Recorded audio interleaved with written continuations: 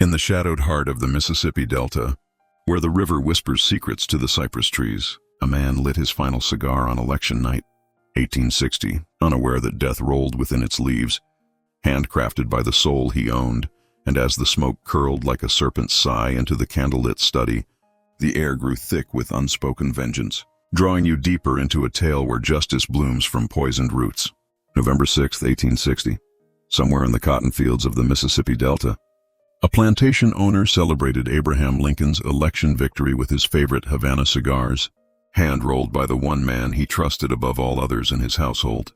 By dawn, he was dead, his lips stained dark, his fingers clutching at a throat that had swollen shut.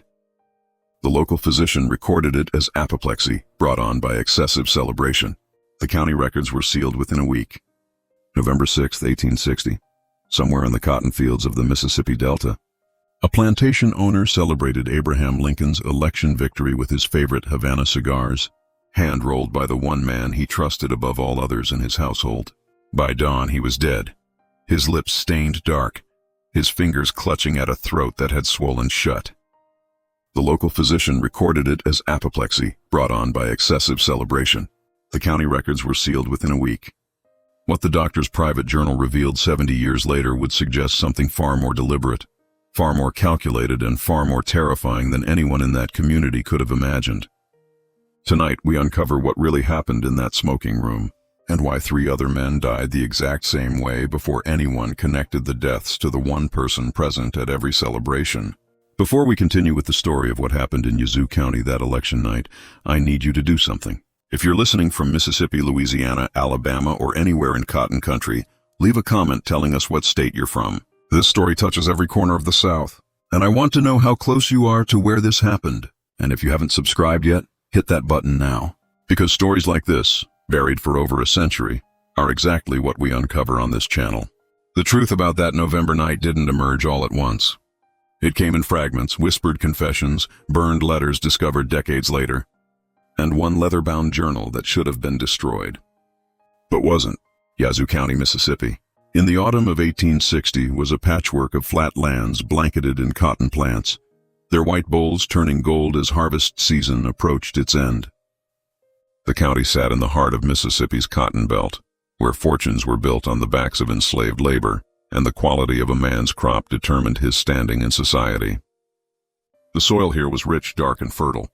The air perpetually carried the sweet, earthy scent of drying cotton from the gins that dotted the landscape. The Hargrove Plantation sprawled across 12,200 acres of prime delta land, bisected by the Yazoo River and bordered by dense thickets of cypress and pine. The main house stood on a gentle rise, a 3-story Greek Revival manor with white columns and black shutters, surrounded by live oaks and flowering camellias. Behind it stretched the quarters where nearly 90 enslaved people lived, a small village unto itself, with its own rhythms, its own whispered conversations, its own carefully guarded secrets. Colonel Josiah Hargrove owned this domain with an iron fist wrapped in velvet gloves. At 53 years old, he cut an imposing figure, tall and broad-shouldered, with silver threading through his dark hair and sharp blue eyes that missed nothing. He'd earned his military title during the Mexican War, where he'd served with distinction and developed a taste for the finer things that military pay could never satisfy. His marriage to Magnolia Beauregard, daughter of a Natchez cotton merchant, had secured both his fortune and his social position. The colonel prided himself on being a progressive plantation owner. He didn't use the whip as freely as his neighbors. He allowed his enslaved workers garden plots and the occasional Sunday to themselves. He even permitted some to learn trades beyond fieldwork, though reading and writing remained strictly forbidden. These small mercies, he believed, made him enlightened. They made him beloved among certain circles in Natchez who considered themselves forward-thinking, while still defending the institution that made their lifestyle possible. But there were things the colonel could not abide: insolence, laziness, theft, and above all, any suggestion that the people he owned might imagine themselves his equals. For these transgressions, punishment came swiftly and publicly. The overseer, a rail-thin man named Malcolm Thorne, carried out these punishments with mechanical efficiency, his face betraying no emotion as he administered the lash or fitted the iron collar. In the hierarchy of the Hargrove Plantation, one man occupied a unique position. His name was Ezra, though everyone called him Ez, and he had been born on the property 34 years earlier. His mother, Ruth, had worked in the main house until her death from fever when Ez was 12. The colonel, recognizing the boy's quick mind and steady hands, had trained him in the art of tobacco preparation, a skill that required years to master and was worth its weight in gold. Ez had light brown skin, thoughtful dark eyes, and a quiet demeanor that made him easy to overlook. He was average height, slim but strong from years of physical labor, with long fingers stained permanently brown from handling tobacco leaves. He rarely smiled, but he never scowled either. He moved through the plantation like mist over the river, finding the path of least resistance, drawing no attention to himself, always watching, always listening. The colonel trusted Ez in a way he trusted few others, white or black. Ez had access to the colonel's private office, his study, even his bedroom when delivering the special cigars the colonel favored.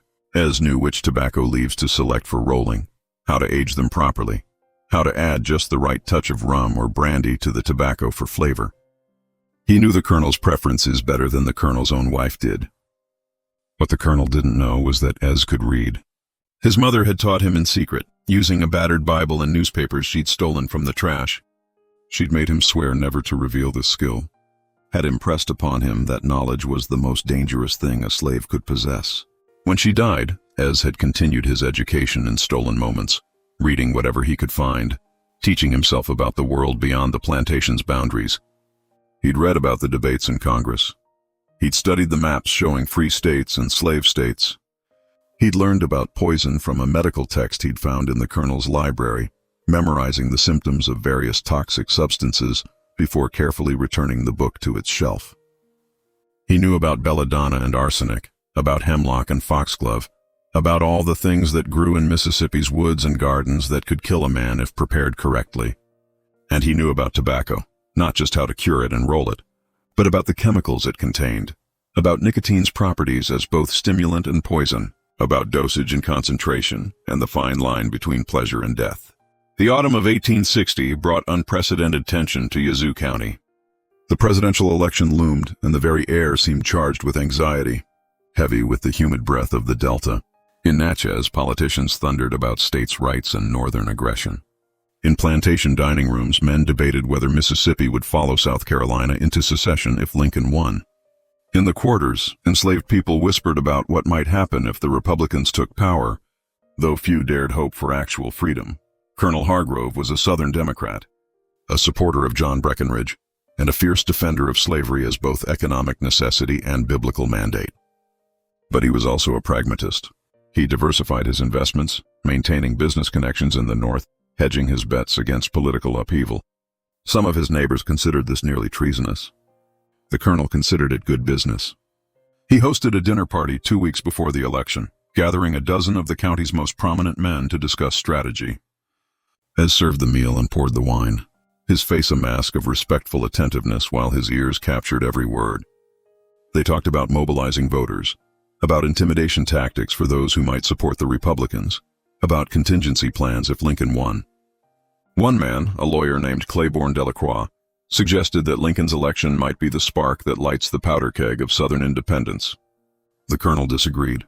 Lincoln's election means nothing without congressional support. The man's a backwards lawyer with delusions of adequacy. He'll be hamstrung from day one. We'll weather this storm as we've weathered all the others. Our way of life is ordained by God and secured by economics. No amount of northern moral posturing can change that. As Ez refilled the colonel's glass, their eyes met for just a moment.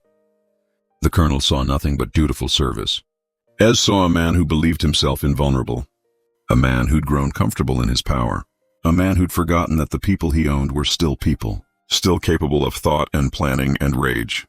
After the guest departed, the colonel retired to his study for his evening cigar. Ez brought him his favorite blend, a rich Maduro wrapped in a Connecticut broadleaf, perfectly rolled and aged for exactly 6 months.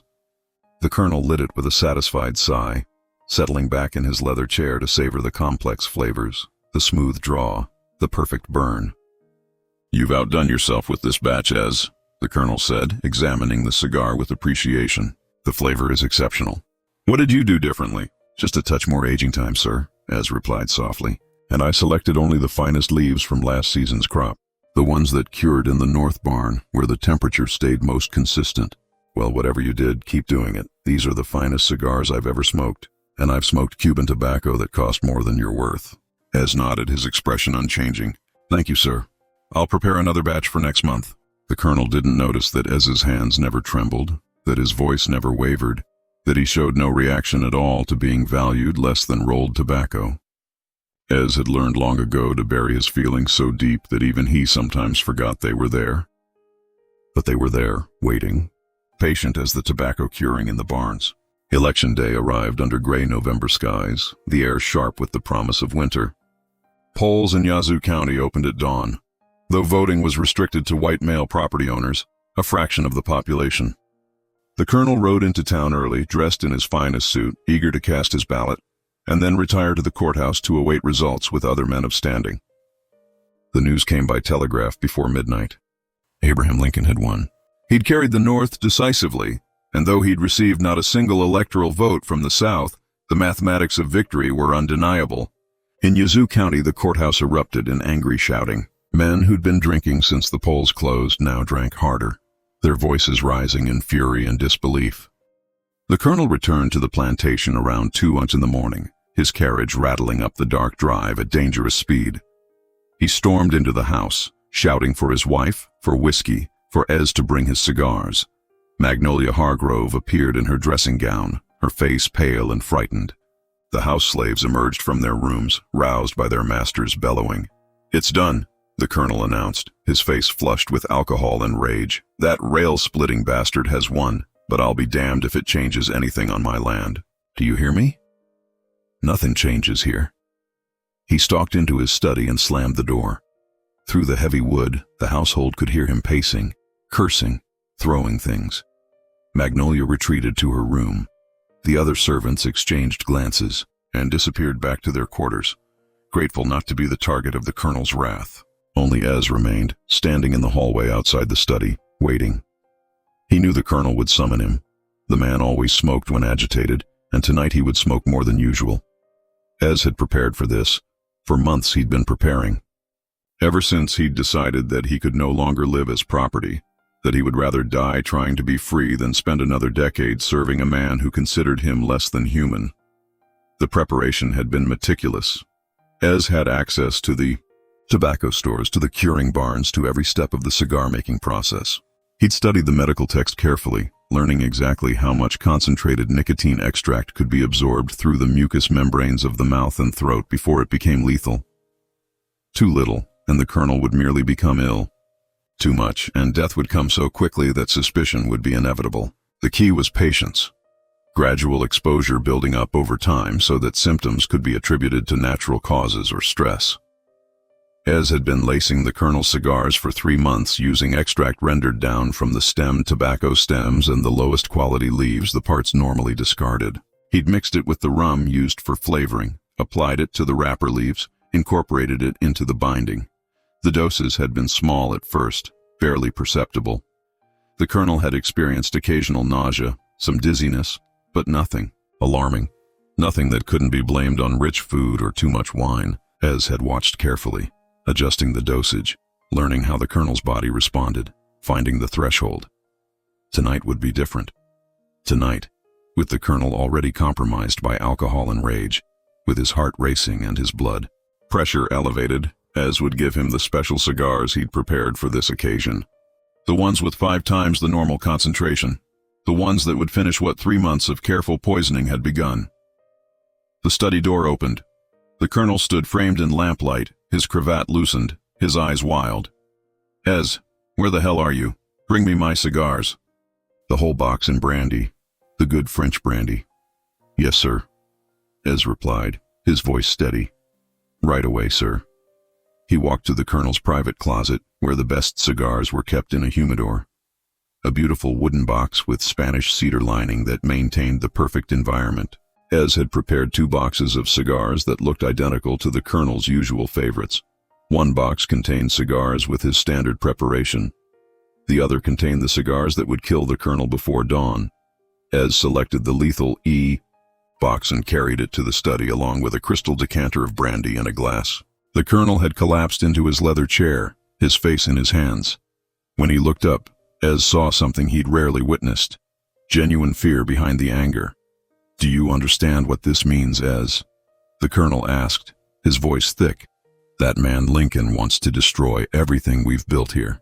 He wants to tear down the entire social order, the very foundation of civilization." "It must be very troubling, sir," Ez said, setting down the box and pouring brandy.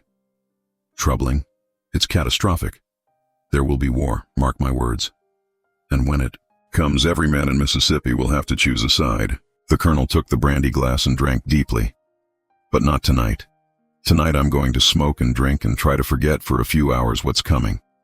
He opened the cigar box and selected one, examining it with blurry appreciation. "At least I still have these. At least I still have the best tobacco in Mississippi, and a man who knows how to prepare it properly." He lit the cigar and drew deeply, his eyes closing in momentary pleasure. Ez stood quietly by the door, watching. The colonel smoked steadily, working through the first cigar in less than 20 minutes before immediately lighting a second. He drank more brandy. He ranted about northern aggression, about states' rights, about the Constitution. His words became increasingly slurred, his movements less coordinated. "You're a good Negro, Ez," the colonel said at one point, his eyes struggling to focus. "I've always treated you fairly, haven't I?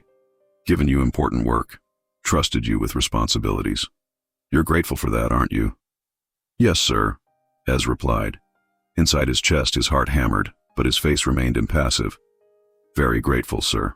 The colonel finished the second cigar and reached for a third. His hand trembled slightly as he brought it to his lips. Feeling oddly warm, he muttered, "Must be the brandy." But he lit the cigar anyway, drawing the poisoned smoke deep into his lungs, letting it coat his mouth and throat with concentrated nicotine that his body could no longer process. By the fourth cigar, the colonel's skin had taken on a grayish pallor, sweat beaded on his forehead despite the cool night air. His breathing had become labored, each inhalation requiring visible effort. He tried to stand but fell back into the chair, his legs refusing to support him. "Don't feel well," he gasped. "Something's wrong. Ez, get the doctor." "Right away, sir," Ez said. But he didn't move. He stood there watching the colonel's pupils dilate, watching his hands clutch at his chest, watching the man who'd owned him struggle for breath. The colonel's eyes widened with sudden understanding. He looked at Ez, looked at him, and in that moment seemed to see past the mask of dutiful servitude to the intelligence and rage beneath. "You," he whispered, "you did this." Ez said nothing. He simply stood there, his face expressionless, as the colonel's breathing became increasingly shallow and rapid. Nicotine poisoning, Ez knew from his reading, caused the heart to race while simultaneously paralyzing the muscles needed for breathing. The victim remained conscious almost until the end. Aware of what was happening but unable to stop it, the colonel tried to call out, but his throat had swollen, his voice reduced to a strangled wheeze. He reached toward Ez with one shaking hand. Whether an appeal or accusation, Ez couldn't tell and didn't care. He watched as the colonel's hand fell back to the armrest, as his eyes glazed over, as his chest stilled. The study clock chimed 4 times. Outside, the first birds began their pre-dawn songs. Inside, the colonel slumped in his chair, his lips stained dark from tobacco. 4 cigars burned down to nubs in the ashtray beside him. An empty brandy decanter on the desk. Ez finally moved. He walked to the colonel and checked for a pulse, finding none. He collected the cigar box with the poisoned cigars and replaced it with the identical box containing normal ones. He arranged the scene carefully, making sure everything looked like a man who'd smoked and drunk himself into an early grave, overcome by rage and anxiety on the worst night of his political life. Then he walked out of the study, closing the door quietly behind him. He returned to his small room in the servants' quarters attached to the main house, lay down on his narrow bed, and stared at the ceiling until the sun rose. He felt nothing. No triumph, no guilt, no fear. Just a vast emptiness where emotion should have been. And the certain knowledge that this was only the beginning. The household discovered the colonel's body at 7 that morning, when Magnolia sent a maid to wake him for breakfast. The girl's screams brought the entire house running. Magnolia took one look at her husband's gray face and collapsed in hysterics. The overseer, Thorne, sent a rider to fetch the doctor. Abram Marrow from town while trying to maintain order among the increasingly agitated household. Dr. Marrow arrived within the hour, a middle-aged man with spectacles and a perpetually worried expression. He examined the colonel's body thoroughly, noting the discoloration, the position, the evidence of heavy smoking and drinking. He questioned Magnolia about her husband's state of mind the previous evening, documented the political stress and excessive celebration. Apoplexy, he pronounced finally, brought on by excessive agitation, alcohol, and tobacco use. I've seen it before in men of the colonel's age and temperament. The shock of the election results combined with his intemperate habits proved too much for his constitution. Magnolia accepted this explanation through her tears. The servants accepted it because they had no choice. The neighbors who came to pay their respects accepted it because it fit their understanding of how the world worked. Prominent men sometimes dropped dead from stroke or heart failure, especially during times of stress. There was nothing suspicious about it.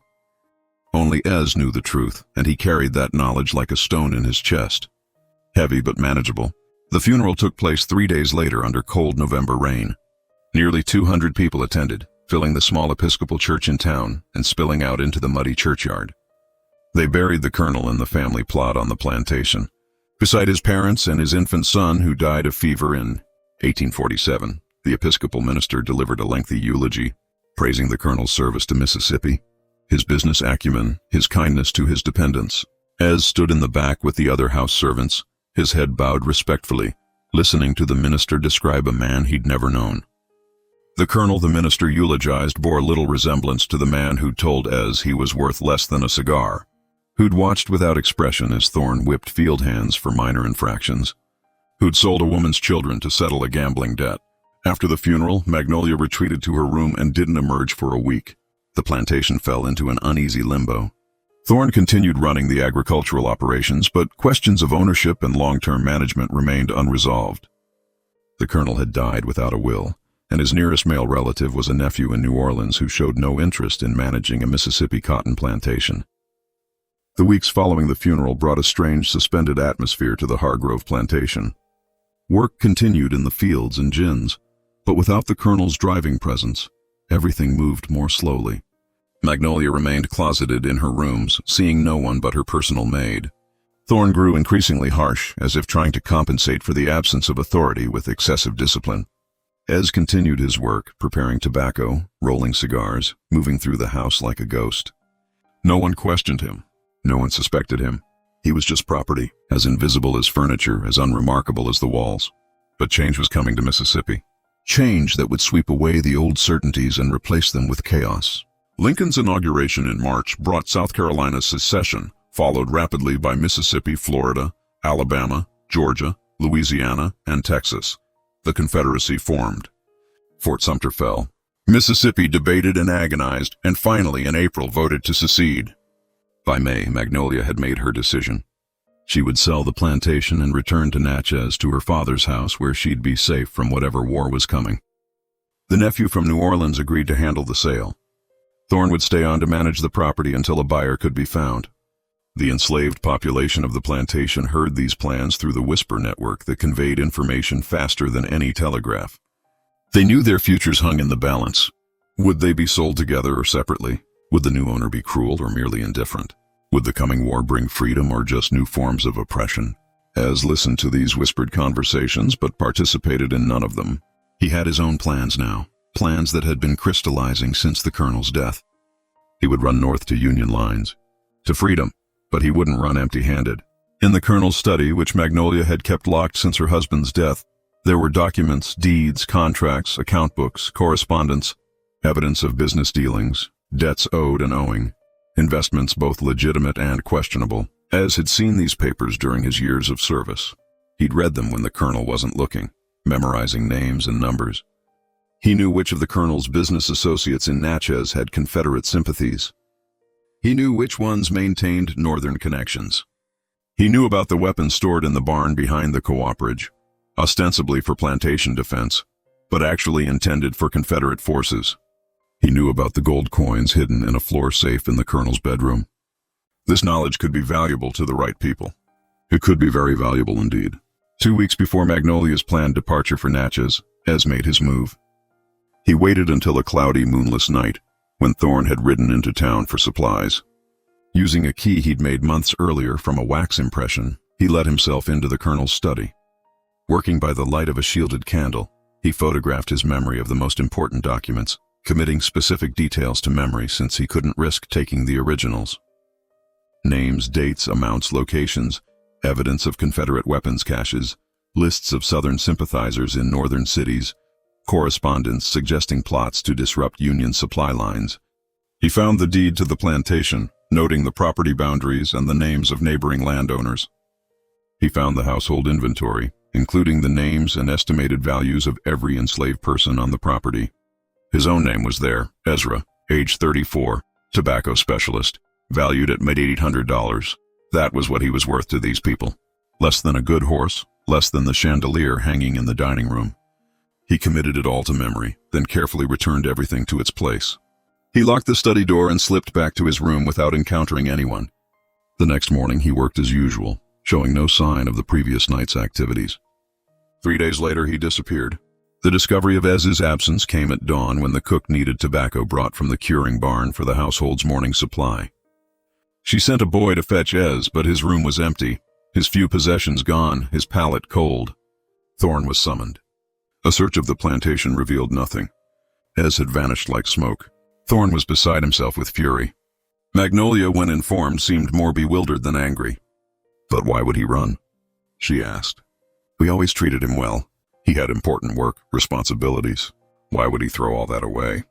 The answer, of course, was that Ez had never had anything to throw away. He'd only had a slightly more comfortable form of bondage, and he'd chosen possible freedom over certain slavery. But Magnolia, like her husband before her, couldn't understand that the people she owned might have desires and dreams beyond serving her comfort. Thorne organized a search party, hiring professional slave catchers from Natchez, men with dogs and guns, and no mercy. They searched the woods surrounding the plantation, questioned enslaved people on neighboring properties, followed the roads north toward Washington. They found nothing. Ez had disappeared as completely as if the earth had swallowed him. What they didn't know was that Ez had never intended to run north on the roads, where patrols and checkpoints made passage nearly impossible for a black man without papers. He'd gone west instead into the hills, following paths known only to runaways and the few white abolitionists who aided them. He'd connected with the Underground Railroad in the foothills of the Ozarks, been passed from safe house to safe house, eventually making his way to Pennsylvania and then to Massachusetts. By July, he was in Boston, free but penniless, working as a laborer in a warehouse while trying to figure out how to use the information he carried. By August, he'd made contact with certain individuals who understood the value of intelligence from behind Confederate lines. By September, he was sharing what he knew with people who could act on it. But that wasn't the end of the story. In fact, it was barely the beginning. Because back in Mississippi, something strange was happening on the Hargrove Plantation. 3 months after Ez's disappearance, Malcolm Thorne died. Like the colonel before him, he died in his office, slumped over his desk, surrounded by evidence of heavy smoking. The local doctor, still Dr. Marrow, pronounced it apoplexy, just as he had with the colonel. The plantation's enslaved population whispered about curses and divine justice, but they kept their voices low and their theories private. Magnolia, now thoroughly unnerved, accelerated her plans to leave. The plantation was sold at a loss to a speculator from Natchez, who planned to run it with hired overseers, while he focused on more profitable wartime business. The new owner lasted 6 months. He died in February 1862, found in the plantation's main house study. His lips stained dark.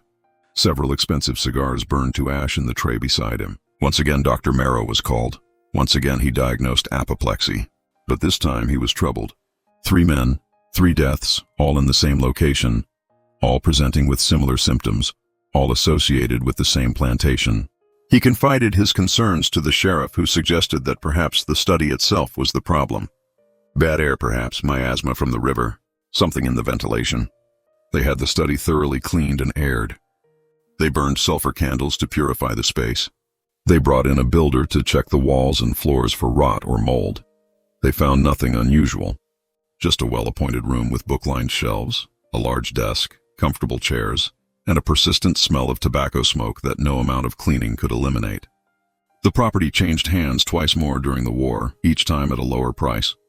Neither owner lived there long. One sold quickly, citing business opportunities elsewhere, The other died, though this time in his own home in Natchez rather than on the plantation itself. The doctor who attended that death noted symptoms consistent with chronic nicotine poisoning, but couldn't determine the source. By 1863, the Hargrove Plantation had acquired a reputation. People in Yazoo County spoke of it as cursed, as a place where death lingered in the very walls. The enslaved population had been sold off and scattered to other properties. The fields went unplanted. The house stood empty, its windows dark, its doors locked. Dr. Marrow, troubled by the pattern of deaths, began keeping detailed notes in his private journal. He documented each case, noting similarities and differences, searching for a pattern that made medical sense. He never found one, at least not one he could prove. But he had his suspicions. In an entry dated March 15, 1863, he wrote, "I am increasingly convinced that the deaths at the Hargrove property are not natural, though I cannot determine the mechanism. All victims were smokers of expensive cigars. All died with similar presentations: rapid heartbeat, difficulty breathing, gray pallor, dilated pupils. The symptoms are consistent with nicotine poisoning, but at concentrations that should not be possible from ordinary tobacco use. Could the cigars themselves have been deliberately tainted? But by whom and when? The original victim, Colonel Hargrove, kept his cigars locked away. Only his most trusted servants had access. I am left with an impossible conclusion that one of his servants somehow learned to weaponize tobacco, using the Colonel's own vice against him. But how, and more troublingly, if this was murder? What happened to the other victims? Did the poisoner return? Or did he leave something behind? Some cache of tainted cigars that continued to kill long after his departure? Marrow never published these suspicions. The war was raging, and he had more immediate concerns than mysterious deaths on an abandoned plantation. He treated wounded soldiers, delivered babies, and tried to keep his community alive through years of deprivation and occupation. His journal remained private, locked in a drawer in his office. But he wasn't wrong. The deaths weren't natural, and the answer lay not in cursed ground or bad air, but in a dozen boxes of cigars that Ez had prepared before his escape. Cigars infused with concentrated nicotine extract at levels just below immediately lethal, but well above safe. He'd hidden these boxes throughout the plantation. In the humidors, where the Colonel kept his best tobacco, in the overseer's office, in the main house's smoking room. Every man who purchased the Hargrove Plantation inherited not just land and buildings, but a slow death hidden in wooden boxes with Spanish cedar lining. Every man who lit one of those specially prepared cigars was consuming poison, building up toxic levels in his bloodstream with each smoke until his body could no longer compensate. Ez had calculated it perfectly. The deaths would be spaced far enough apart to seem like coincidence. The symptoms would match known natural causes, and by the time anyone suspected murder, he would be long gone. Impossible to find, impossible to prosecute. It was revenge not just for himself, but for every person the Colonel had owned, every person had whipped, every family the system had torn apart. It was justice administered through chemistry and patience, delivered through the very symbol of the plantation owner's wealth and status. By 1864, the Hargrove Plantation had passed to the state of Mississippi as payment for unpaid taxes. The state attempted to sell it twice but found no buyers. The property sat vacant through the final years of the war and into Reconstruction, its fields reverting to wild growth, its buildings slowly deteriorating. In 1868, a northern investor named Silas Voss purchased the property for a fraction of its pre-war value. Voss was a Union veteran from Pennsylvania who'd made his fortune selling supplies to the Army and now sought to establish himself as a Mississippi landowner. He'd heard the rumors about the property, but dismissed them as Southern superstition. He hired local workers to restore the main house and brought in his family from Philadelphia. Voss was a cigar enthusiast. He'd acquired a taste for expensive tobacco during his war service and prided himself on his collection. When he moved into the Hargrove mansion, he was delighted to discover several boxes of cigars in a hidden compartment in the study, apparently overlooked by previous owners or looters. The cigars appeared to be in excellent condition despite their age. The wooden boxes had protected them from moisture and pests. Voss, recognizing quality tobacco when he saw it, was thrilled by his find. He tested one cigar and found it exceptional. The flavor rich and complex, the construction flawless. He made a note in his diary about his good fortune in discovering such a cache. His wife Eveline worried about smoking cigars of unknown provenance, but Voss laughed off her concerns. "These are Mississippi's finest tobacco, my dear. Better than anything you can buy in Philadelphia." The previous owner clearly had excellent taste. He smoked them regularly throughout that summer, working in the study as he made plans to restore the plantation to profitability. He would grow cotton again, he decided, though he'd use free labor instead of enslaved. He'd modernize the operation, apply northern efficiency to southern agriculture. He'd prove that the plantation system had been economically inefficient all along. By September, Voss was frequently ill. He complained of dizziness, nausea, irregular heartbeat. The local doctor, no longer Dr. Marrow, who died during the war, attributed these symptoms to the Mississippi heat and the stress of managing a large property. He prescribed rest and moderation in all things. Voss ignored this advice. He continued smoking his cigars, continued pushing himself to work long hours, continued making plans for the plantation's future. By October, his symptoms had worsened dramatically. His hands trembled constantly. His skin had taken on a grayish cast. He experienced frequent episodes where his heart would race uncontrollably, leaving him gasping for breath. His wife insisted on bringing in a specialist from Natchez. Dr.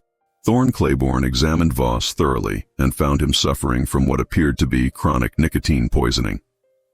When questioned about his tobacco use, Voss admitted to smoking 5 or 6 cigars daily, sometimes more when working late. "That's excessive," Dr. Claiborne said bluntly, "but shouldn't produce symptoms this severe, unless the tobacco itself is unusually potent or somehow contaminated." He asked to examine Voss's cigars. Voss showed him the boxes he'd found, explaining that they'd been hidden in the study for years. Dr. Claiborne took several cigars back to Natchez for analysis by a chemist he knew at the Medical College of Mississippi. The chemist's report, delivered 2 weeks later, was alarming. The cigars contained nicotine at concentrations 4 to 5 times higher than normal. More disturbing, the distribution was uneven, suggesting deliberate adulteration rather than natural variation. Someone had infused these cigars with concentrated nicotine extract, essentially turning them into poison delivery devices.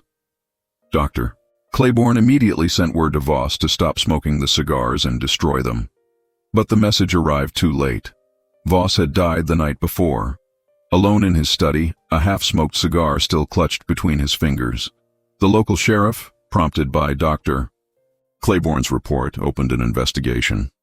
He questioned the household staff, examined the study, and sent more cigars to Natchez for analysis. All tested positive for excessive nicotine.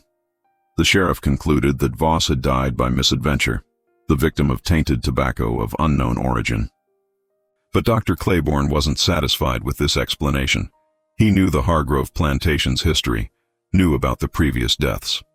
He requested access to Dr. Marrow's papers and was eventually given permission to review the old doctor's private journals. Reading Marrow's suspicions, Claiborne began to piece together a pattern. All the deaths involved men who'd purchased the Hargrove Plantation. All had occurred in or around the study. All involved heavy cigar smoking, and all had presented with symptoms consistent with nicotine poisoning. The first death, Colonel Hargrove himself, had occurred in November 1860, the night of Lincoln's election. The colonel had been a heavy smoker who had a slave named Ezra prepare his cigars. Ezra had disappeared shortly after the colonel's death, ostensibly running north to Union territory. What if Ezra hadn't just been running from slavery? What if he'd been fleeing from murder? What if he'd spent months, perhaps years, carefully poisoning his owner through the very cigars the colonel prized so highly? Claiborne couldn't prove any of this. Ezra, if he was still alive, was somewhere in the north, beyond Mississippi's jurisdiction. The other potential witnesses, the enslaved people who'd lived on the plantation, had been sold and scattered. The physical evidence, the poisoned cigars, had now been destroyed on his own orders to prevent further deaths. But the pattern was clear. Someone, almost certainly Ezra, had created those lethal cigars before his escape. He'd hidden them throughout the plantation, knowing they'd eventually find new victims among the men who profited from slavery. He'd weaponized tobacco, turning the plantation's cash crop into an instrument of delayed revenge. Dr. Claiborne documented his theory in a detailed report to the sheriff, laying out the evidence and explaining the medical mechanism. The sheriff filed it away, unsure what to do with accusations against a man who'd been gone for nearly 8 years and whose current whereabouts were unknown. The Voss family sued the state of Mississippi, claiming they'd been sold a death trap. The case dragged through courts for 2 years before being dismissed. The Hargrove plantation reverted to the state once again. This time, no one would buy it. The property acquired a reputation as genuinely cursed, a place where death lingered in the very foundations. Local people told stories about it, each tale growing more elaborate with retelling. They spoke of angry ghosts and land soaked in suffering, of cotton fields that refused to grow, and buildings that repelled all inhabitants. The truth, as Claiborne understood it, was both simpler and more terrifying than any ghost story. The curse wasn't supernatural. It was chemical, calculated, and entirely human. It was the revenge of a man who'd been reduced to property, who'd studied his oppressor's weaknesses and exploited them with methodical precision. In 1872, 12 years after Colonel Hargrove's death, a letter arrived at Dr. Thorne Claiborne's office in Natchez. It bore a Boston postmark and no return address. Inside, written in precise, educated handwriting, was a confession. The letter began simply, "Sir, I understand you have been investigating the deaths at the former Hargrove Plantation in Yazoo County. I write to inform you that your suspicions are correct. My name is Ezra Delacroix, formerly the property of Colonel Josiah Hargrove. I killed him. I also killed Malcolm Thorne and created the means by which several other men died. I am not sorry. I am writing to you so that the truth may be known, and so that you may understand that what happened was not curse or accident, but justice." The letter continued for several pages, laying out in clinical detail exactly what Ez had done. He described his years of study, learning to read in secret, educating himself from stolen books. He explained his discovery of nicotine's properties as both stimulant and poison, his experiments with concentration and dosage, his careful testing to find the threshold between illness and death. "I began with small doses," the letter read, "mixed into the Colonel's cigars over a period of months. He would feel mildly unwell, but attributed to other causes. His body was building up a tolerance, but also accumulating damage to his heart and nervous system. By election night, he was already compromised. The heavily dosed cigars I prepared for that evening were merely the final blow to a system already weakened." As described his preparation of additional boxes of poisoned cigars, his decision to hide them throughout the plantation. "I knew the property would be sold," he wrote. "I knew other men would come, men who saw profit in the land where I and others had suffered. I left them gifts. Boxes of the finest tobacco, aged and rolled to perfection, infused with concentrated death. Whoever found them would think themselves fortunate. They would smoke and they would die as the Colonel died, wondering what had gone wrong." The letter explained his escape, his journey north, his new life in Boston. He'd taken the surname Delacroix for obvious reasons. He worked as a tobacconist, ironically enough, using his legitimate skills to earn an honest living. He'd married. He had children. He was by all measures a respectable member of his community. "I tell you this," the letter concluded, "not from guilt, for I feel none, but from a desire for truth. The world should know that what happened at the Hargrove Plantation was not mysterious or supernatural. It was the deliberate action of a man who had been told his entire life that he was property, that he existed only to serve, that his thoughts and feelings and humanity meant nothing. I proved them wrong. I proved that the people they enslaved were capable of great complexity of thought and action. I proved that we could plan, could execute, could achieve goals that required patience, intelligence, and skill. In killing my oppressor with his own cigars, I demonstrated more sophistication than most of them credited any Negro with possessing. That demonstration, sir, was as much the point as the revenge itself." Dr. Claiborne sat in his office for a long time after reading this letter, staring at the careful handwriting, considering what to do. He was technically in possession of a murder confession. Ezra Delacroix had admitted to multiple killings and had provided enough detail to remove any doubt about his guilt. But Claiborne was also a man who'd lived through the war, who'd seen slavery firsthand, who'd treated wounds on both sides, and come to his own conclusions about the institution and its defenders. He thought about Colonel Hargrove, who'd owned 90 human beings and considered it his God-given right. He thought about Thorne, who'd whipped men for sport. He thought about the speculators who'd purchased the plantation, hoping to profit from it. Then he thought about Abram Delacroix, who'd been born into slavery, who'd educated himself in secret, who'd endured decades of degradation and dehumanization, and who'd finally struck back using nothing but intelligence and patience. After considerable deliberation, Claiborne took the letter to his fireplace and burned it. He told no one about its contents. He made no report to authorities. Instead, he wrote his own account of the Hargrove Plantation deaths, documenting the medical evidence of nicotine poisoning, but attributing it to unknown parties, likely among the former enslaved population, identity uncertain and whereabouts unknown. He filed this report with the sheriff's office and considered the matter closed. If Abram Delacroix was living peacefully in Boston, married and working an honest trade, what purpose would be served by prosecution? The man had been property. Under the laws that had governed Mississippi for decades, he'd had no legal rights, no recourse against abuse, no hope of justice through legitimate channels. He'd created his own justice. Claiborne couldn't bring himself to condemn him for it. The Hargrove Plantation remained unsold through the 1870s and into the 1880s. The buildings gradually deteriorated, reclaimed by vines and weather. Local children dared each other to approach the property after dark, spinning ever more elaborate stories about what haunted it. Occasionally, someone would break in to explore, but they never stayed long. The house felt wrong, they said. Too quiet, too heavy with the weight of old suffering. During this period of abandonment, something curious happened. Former enslaved people from the Hargrove Plantation, now scattered across Mississippi and beyond, began to share stories among themselves. In churches and gathering halls, in private conversations held far from white ears, they spoke of Ez. Most had known him as quiet, unremarkable, a man who kept to himself and did his work without complaint. But now they remembered small things. The way he'd sometimes watched the colonel with an unreadable expression. How he'd always seemed to know things he shouldn't know. How he disappeared the very week the colonel died. Some claimed they'd known all along what he'd done. Others swore they'd suspected but had kept silent, understanding that silence was the only protection they could offer. A few elderly men and women freed by the war and now living in Natchez' growing black community would occasionally tell younger generations about the tobacco man who made his master smoke death. The stories were never detailed, always vague enough to maintain deniability. But the message was clear. Resistance was possible even for those who seemed powerless. One woman, formerly enslaved on a neighboring plantation, told her grandchildren in 1891 about a conversation she'd had with Ez years before his escape. They'd been at a quilting bee, where enslaved people from several plantations had gathered. Ez had been quiet as always, but at one point he'd said something that stuck with her. Tobacco built this world. Maybe tobacco can tear it down too. She hadn't understood what he meant at the time. Only later, after the deaths began, did his words take on new significance. The transformation of the Hargrove property reflected broader changes sweeping through Mississippi during Reconstruction and beyond.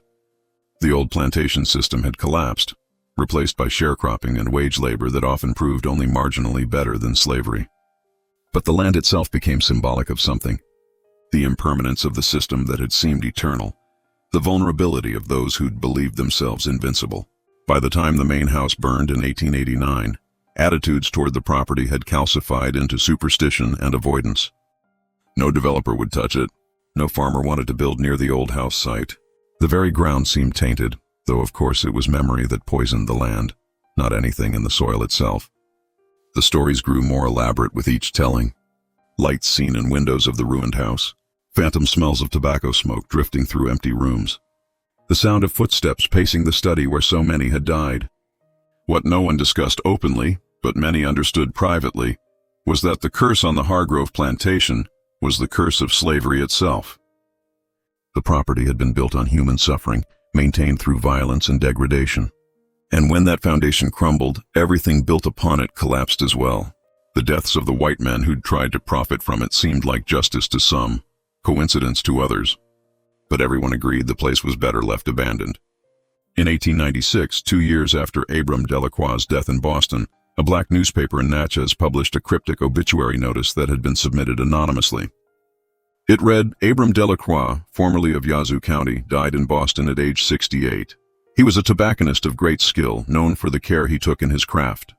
He leaves behind a wife, 3 children, and a legacy that some will understand and others will never comprehend. May he rest in the freedom he earned. The notice generated no comment from white newspapers, but it was quietly reprinted in black publications across Mississippi and as far north as Philadelphia. The land itself was eventually subdivided and sold to various farmers who planted corn and wheat instead of cotton. None of the new owners built on the original house site. They all chose different locations as far from the old center of the plantation as possible. The original boundaries were forgotten. The memory of what had happened there faded into local legend.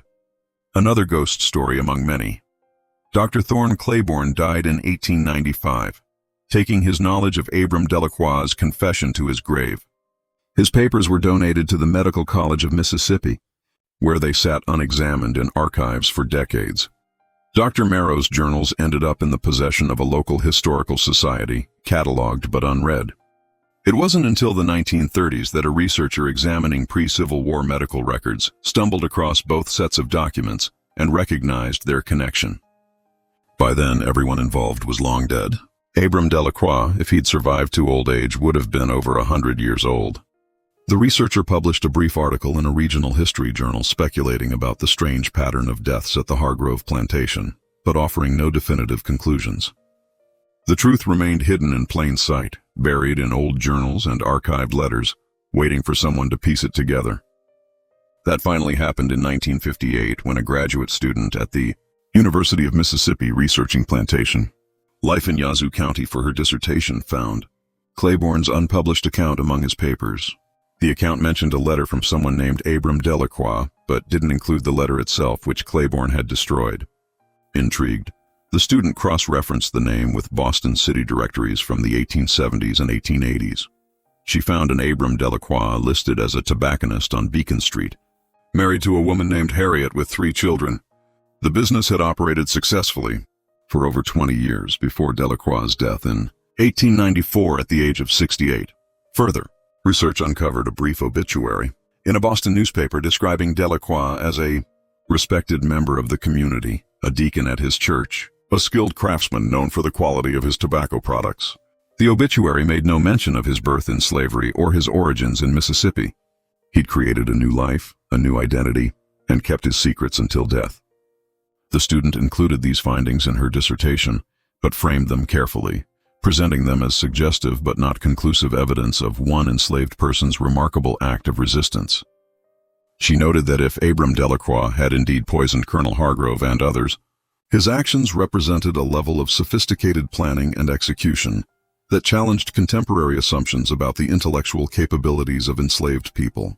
Her dissertation was accepted but not widely read. The full story of what happened at the Hargrove Plantation remained obscure, known only to a handful of academics and local historians.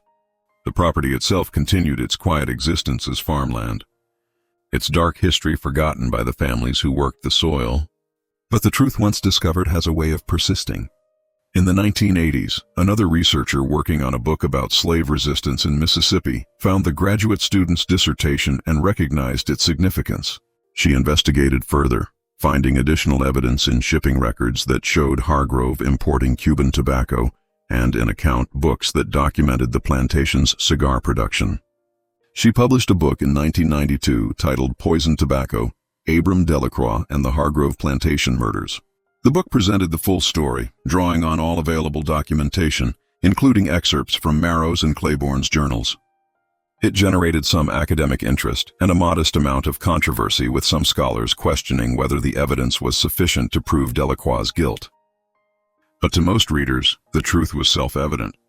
Abram Delacroix had been born into slavery, had endured 34 years as property, had educated himself against all odds, and had finally struck back at his oppressor using intelligence, patience, and the very crop that made Mississippi wealthy.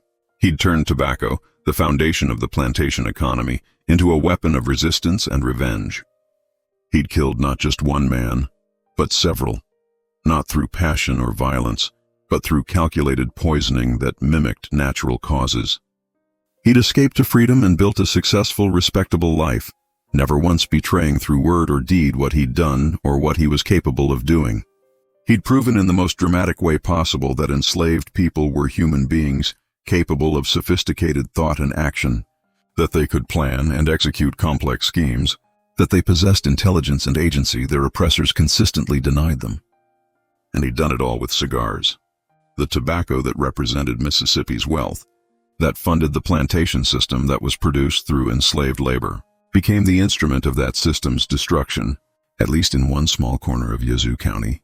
The masters smoked their own downfall, literally inhaling the concentrated essence of their crime. Abram Delacroix lived free for 34 years, exactly the same number of years he'd spent enslaved. He died in his bed, surrounded by family, his secrets intact. He was buried in a Boston cemetery under a simple headstone that read, Abram Delacroix, 1826-1894. Beloved husband and father, now at rest. The Hargrove Plantation is farmland now, divided among several owners. Its dark history known only to academics and local historians. The buildings are gone. The tobacco barns have collapsed. The quarters where 90 people once lived in bondage have returned to forest. But the land remembers. The soil that was enriched with blood and sweat and tears remembers. And somewhere in the archives, in journals and letters and research papers, the truth remains, waiting to be discovered again by each new generation that asks what really happened on that election night in November 1860, when a slave killed his master with poisoned cigars and walked away into freedom. This is the story of Abram Delacroix, tobacconist, deacon, father, and murderer. It's a story about revenge and resistance, about intelligence and patience, about a man who refused to accept his status as property and did something about it. Whether you see him as villain or hero depends on where you stand, but his actions remain undeniable. He turned the symbol of his oppression into the instrument of his liberation, proving that even the most powerless could strike back if they were clever enough, patient enough, and willing to accept the consequences. What do you think of this story? Do you believe Abram Delacroix was justified in what he did? Or do multiple wrongs never make a right, even in the context of slavery? Leave your thoughts in the comments below. If you found this story as compelling as I did while researching it, hit that like button, share it with friends who appreciate dark historical mysteries, and subscribe to make sure you never miss another untold story from America's troubled past. There are more secrets buried in the archives, more forgotten truths waiting to be uncovered. Join me next time as we dig deeper into the shadows of history. Until then, remember, the past is never really dead. It's not even past. And thus, in the flickering hush of forgotten litanies, the shadows reclaim their secrets. Brought to you by Forgotten Liturgy.